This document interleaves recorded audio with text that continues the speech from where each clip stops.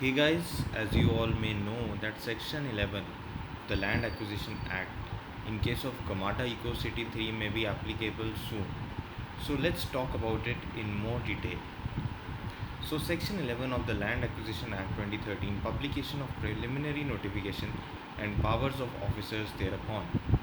Whenever it appears to the appropriate government that the land in any area is required or likely to be required for any public purpose, a notification to that effect along with the details of land to be acquired in rural and urban areas shall be published. तो एक notification publish की जाती है in the official gazette in 2 daily newspapers जो कि उस locality के हों and one of which shall be in the regional language, in the local language in the panchayat, municipality or municipal corporation as the case may be, and in the offices of the district collector, subdivisional magistrate and the tehsil. Also ये upload की जाती है on the website of the appropriate government in the affected areas in such manner as may be prescribed.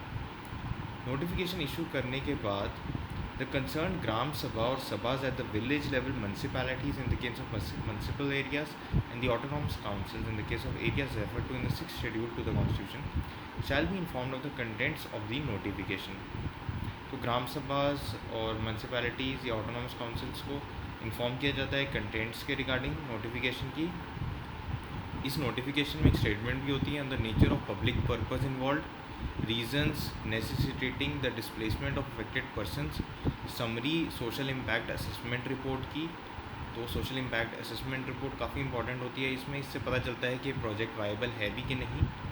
तो जो social इसके जो ramifications हैं, negative ramifications हैं, क्या वो कम है जो पॉजिटिव आउटकम्स होने हैं उनसे. And particulars of the administrator appointed. तो उसके बाद फिर no person shall make any transaction or cause any transaction of land specified in the preliminary notification or create any encumbrances on such land from the date of publication of such notification till such time as the proceedings under this chapter are completed. तो ये बहुत important है. इसमें ये कह रहे हैं कि कोई भी ट्रांजैक्शन नहीं होगी और from the date of publication of such notification. तो इस लैंड की सेल परचेज पे रोक लग जाएगा.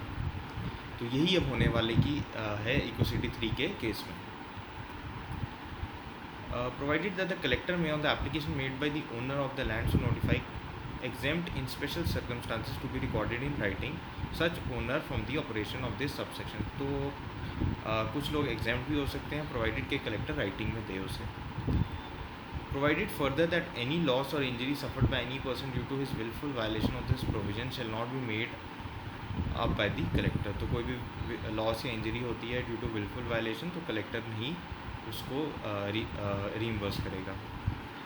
After issuance of notice under subsection 1, the collector shall before the issue of declaration under section 19 undertake and complete the exercise of updating of land records as prescribed within a period of 2 months. तो land records को update करना पड़ेगा within a period of 2 months.